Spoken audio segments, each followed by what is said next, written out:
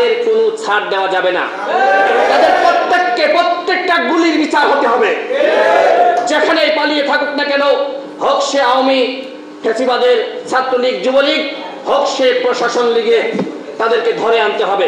পৃথিবীর বিভিন্ন দেশে বাংলাদেশের প্রবাসী ভাইয়েরা তারা যেভাবে সোচ্চার হয়েছিল, প্রতিবাদ মুখর হয়েছিল, আমরা সকলেই সেটি প্রত্যক্ষ করেছি।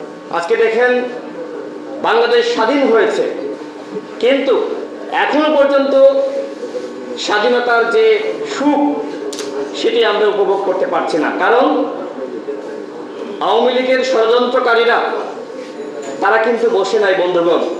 পাড়া মহল্লায় দেখেন বিভিন্নভাবে লুটপাট, জেলা শহরগুলোতে লুটপাট চলছে, মালিক সমিতি বিভিন্ন সমিতি দখল হয়ে গেছে, বাস স্ট্যান্ড টেম্পো স্ট্যান্ড দখল হয়ে গেছে। এগুলো কারা করছে বন্ধুগণ? এই স্বাধীনতার জন্যই কি হাজারো শহীদ ছাত্র জনতা রক্ত দিয়েছে, জীবন দিয়েছে? আমরা কি এই স্বাধীনতা চেয়েছিলাম? আজকে লুটপাট, আজকে চক্রান্ত ষড়যন্ত্র থেমে নাই। আজকে এক দখলদারের বিদায় হয়েছে।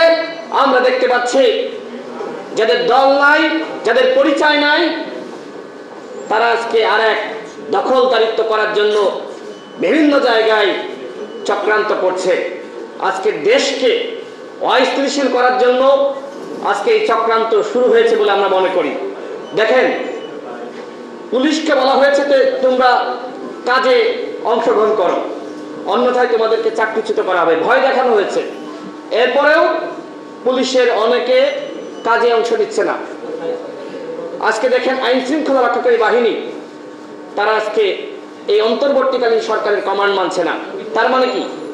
যাদেরকে এই 15 বছরে এই আওয়ামী ফ্যাসিবাদ নিয়োগ দিয়েছিল, তারা এখনো চেষ্টা করছে কিভাবে কাজে মনোযোগ না দিয়ে, কাজে অনুপস্থিত থেকে আইন শৃঙ্খলা রক্ষাকারী বাহিনীর যারা চেষ্টা করছে এই পরিস্থিতি উন্নত করার, তাদেরকে অসহযোগিতা করা। যারা অসহযোগিতা করছে তাদেরকে অনতিবিলম্বে চাকরিচ্যুত করতে হবে। এদেরকে দরকার নেই। আমার হাজারো ভাই আছে, তরুণ আছে, যুবক আছে, তাদেরকে পুলিশে নিয়োগ দিতে হবে। যারা হত্যার সাথে জড়িত, যারা আমার ভাইকে গুলি করেছে, তাদের কোনো ছাড় দেওয়া যাবে না। তাদের প্রত্যেকটা গুলির বিচার হতে হবে।